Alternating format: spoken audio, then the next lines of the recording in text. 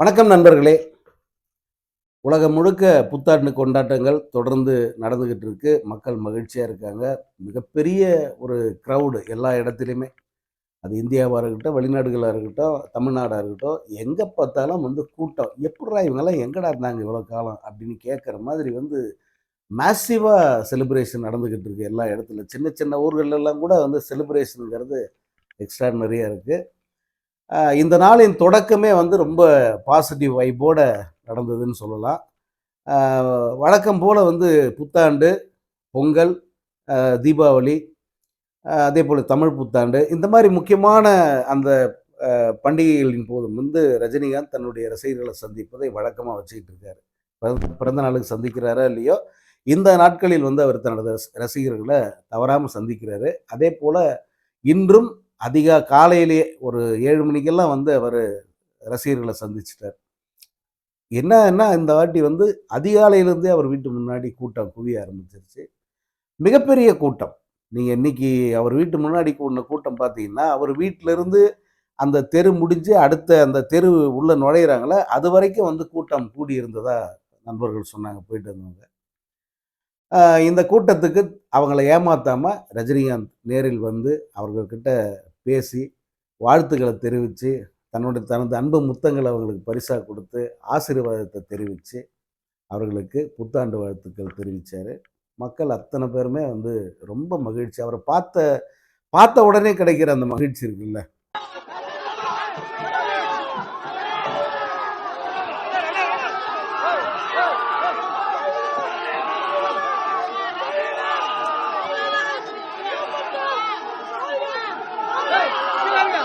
அது ரொம்ப ரொம்ப ரொம்ப அரிது அந்த மாரியான ஒரு மனிதர் இருப்பது. எல்லாரையுமே நம்ம எவ்வளோ தலைவர பார்க்குறோம். எவ்வளோ பெரிய மனிதர்கள், நடிகர்கள் எல்லாம் பார்க்குறோம். அவங்க கூட அவங்கள பார்க்கும்போது, பேசும்போது கிடைக்கிற அந்த உணர்வு வேற. பட் ரஜினிகாந்த் அப்படிங்கிற அவரை அந்த ஒரு ஒப்பற்ற ஒரு கலைஞர் அவரு.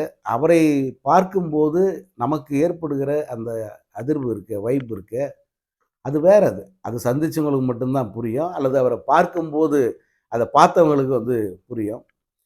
நம்ம திரையில் பார்க்கும்போதே நமக்கு அந்த மாதிரியான வைப்பு கிடைக்குது ரஜினி கிட்ட இருந்து. அதனால நேரில் பார்த்தவர்கள் மிகுந்த மகிழ்ச்சியோடு அளித்த பேட்டிகள் எல்லாம் பார்த்தா பல ஊர்களில், மாநிலங்களில் இருந்தெல்லாம் வந்திருந்தாங்க அவரை பார்க்கறதுக்கு.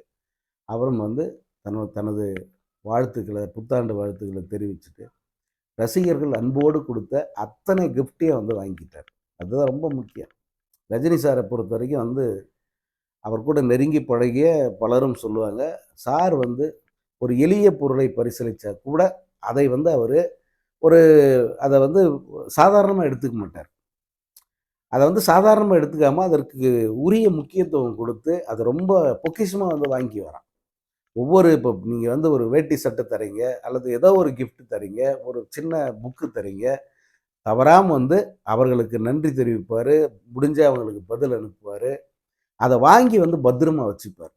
அத வாங்கி அப்படி சும்மா தூக்கி போட்டுற மாட்டார். அது அவருக்கு என்னைக்குமே அந்த பழக்கம் இல்ல. அத இன்னைக்கும் பார்க்க முடிஞ்சது. வெளியில் வர்றவர் எல்லாருக்குமே கை குடுக்குறாரு, வாழ்த்து தெரிவிக்கிறாரு, கிஃப்ட் குடுக்குறவங்ககிட்ட வாங்கிக்கிறாரு. ஒரு தம்பி ரொம்ப நேரம் ஒரு விவேகானந்தர் சிலைய வச்சுக்கிட்டு அவருக்கு குடுக்குறதுக்காக தவிச்சுக்கிட்டு இருக்கான். அடுத்த கொஞ்ச நேரம் கழிச்சு பார்த்தா, அவர் கையில அந்த விவேகானந்தர் சிலை இருக்கு. ஸோ, அந்த மாரி இன்னைக்கு புத்தாண்டு மிக அழகா தொடங்கிச்சு.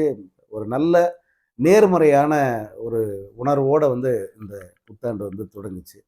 அதேபோல அவர் தெரிவித்திருந்த புத்தாண்டு வாழ்த்து ரொம்ப கியூட்டா இருந்தது அது. கடந்த ஆண்டு பார்த்தீங்கன்னா, பாஷாவோட அந்த வசனங்கள் அத சொல்லி புத்தாண்டு வாழ்த்து தெரிவிச்சிருப்பாரு. நல்லவங்கள ஆண்டவன் சோதிப்பான், கைவிட மாட்டான். கெட்டவங்களுக்கு நெறைய குடுப்பான், ஆனா கைவிட்டுடுவான். அப்படின்னு அந்த பஞ்ச் டயலாக அதில போட்டு தனது புத்தாண்டு வாழ்த்து தெரிவிச்சிருந்தார். அந்த நேரத்தில அஜித் ரசிகர்கள் எல்லாம் விடாமுயற்சி வெளிவராத ஒரு சோகத்தில இருந்தாங்க. புத்தாண்டு அதுவுமா படம் வெளிவராது அப்படின்னு அபிஷியலா ஒரு நிறுவனம் மெசேஜ் போட்டா எப்படி இருக்கும்? ஸோ அந்த ஏமாற்றத்தில இருந்தபோது ரஜினியுடைய அந்த வாழ்த்த தங்களுக்கான ஆறுதலாக அவங்க எடுத்துக்கிட்டாங்க. அது தங்களுடைய அபிமான நடிகர் அஜித்துக்கு தலைவர் சொன்ன வாழ்த்து இது. அப்படித்தான் அவங்க எல்லாரும் பதிவு பண்ணியிருந்தாங்க. இந்த ஆண்டு பார்த்தீங்கன்னா, முத்து படத்திலிருந்து வர்ற ஒரு வசனத்த போட்டு, அதுவும் குறிப்பா வீடியோவாவே போட்டு வெளியிட்டிருந்தாரு. அதுல அந்த சாரட் வண்டியில ரஜினியும் மீனாவும் உட்காந்துட்டு வருவாங்க. அப்போ அவங்க கேட்பாங்க, உங்களுக்கு இந்த வழி தெரியுமான்னு கேட்பாங்க. அப்போ நான் வழிய இப்போ ரூட்டை பற்றியெல்லாம் கவலைப்படுறதில்ல. வண்டியில் ஏறி ஆண்டவன் மேல பாரத்த போட்டு வண்டிய விடுவேன். அது தானா சரியான ரூட்டுக்கு போயிடும் அப்படின்னு சொல்ற அந்த டயலாக போட்டு, அந்த வீடியோவையும் போட்டு புத்தாண்டு வாழ்த்துக்கள்னு போட்டிருந்தார். பொதுவா போற ரூட் கரெக்ட் தானே? யாருக்கு தெரியும்? நான் எப்பவுமே போற ரூட் பத்தி கவலைப்பட்டதே கிடையாது. ஆண்டவன் மேல பாரத்தை போட்டு வண்டி எந்த ரூட்ல போறதோ அந்த ரூட்ல சிவான்னு சொல்லி போயிட்டே இருக்க வேண்டியதா. ரஜினி சார் அந்த மாரி இதுவரைக்கும் அது அந்த மாதிரியான ஒரு வீடியோ போட்டதே இல்ல. அவர் அவர் பேசி ஒரு வீடியோ போடுவாரு. ஏதாவது மெசேஜ்ன்னா அத சொல்லுவாரு. தன் படத்திலிருந்து ஒரு காட்சி துணுக்க எடுத்து, அதை ஒரு மெசேஜ அனுப்புறதெல்லாம் இருக்கு. இது புதுசு. எல்லாருக்குமே அது ஒரு இன்ப அதிர்ச்சியா இருந்தது.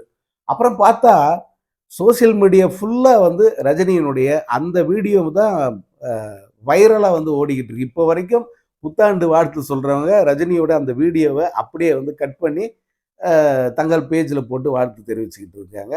அதில் நான் ரூட்டை பற்றி கவலைப்படுறதில்ல. கடவுள் மேலே பாரத்தை போட்டு வண்டியை அப்படி ஓட்டுறேன், அது பாட்டுக்கு போகுது அப்படின்ட்டு அவருடைய லைஃப்பை ஒரு லெசனாக மக்களுக்கு சொல்கிறார். அது அப்படி தான் அதை எடுத்துக்கணும். அதுக்கு வேறு அரசியல் அர்த்தமோ அல்லது வேற ஒரு யாருக்கு அந்த மெசேஜ் கொடுக்குறாரு அப்படின்னா தோண்டி ஆராய்ச்சியெல்லாம் பண்ண தேவையில்ல. தனது ரசிகர்களுக்கு, தன்னை பின்பற்றுபவர்களுக்கான ஒரு செய்தியாக அதை ரஜினி சார் சொல்லியிருக்கார். அப்புறமா இது எல்லாம் பார்த்துட்டு சன் டிவியை உட்காந்தா தர்பார் திரைப்படம், அது என்ன படம் போட போகிறாங்கன்றதெல்லாம் தெரியாது. சும்மா அப்படி பார்க்கும்போது பார்த்தா தர்பார் படம் வந்துருச்சு. தர்பார் இயல்பாகவே எனக்கு ரொம்ப பிடிச்ச படம்.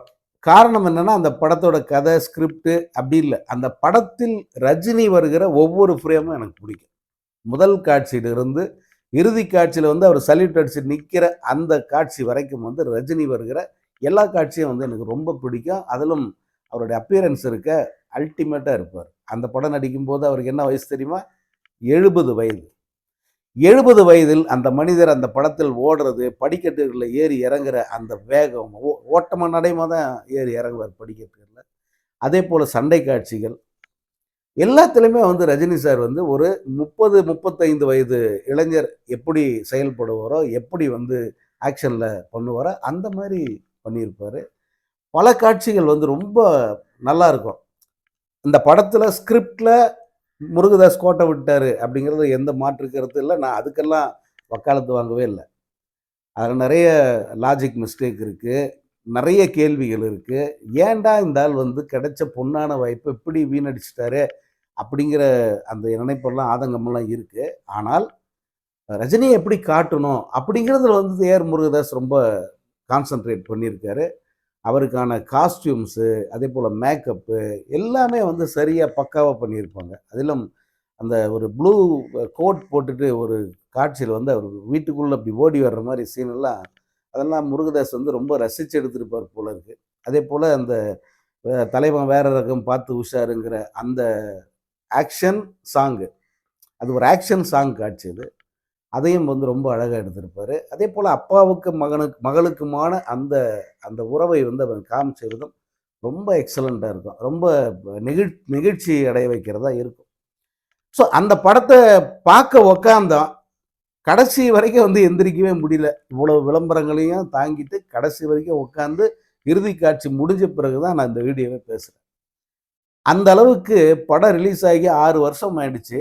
பட் நம்மளை உட்கார வைக்குது, பார்க்க வைக்குது. நீ பார்க்காம எந்திரிக்க முடியாதுங்கிற அளவுக்கு அந்த படம் மிகுந்த ஈர்ப்பை ஏற்படுத்தியிருந்தது. ஆக இந்த புத்தாண்டு என்பது காலையில் தொடங்கி இந்த மாலை வரப்போகுது. இவ்வளவு நேரமும் ரஜினிகாந்த் வைப், ரஜினி உணர்வு அப்படிங்கிற அந்த உணர்வோடே ஆரம்பிச்சிருக்கு. அது ஒரு மகிழ்ச்சியாக இருக்குது. இந்த ஆண்டு முழுக்க இதே மாதிரியான ஒரு வைப்போடே கடந்துட்டா ரொம்ப மகிழ்ச்சி.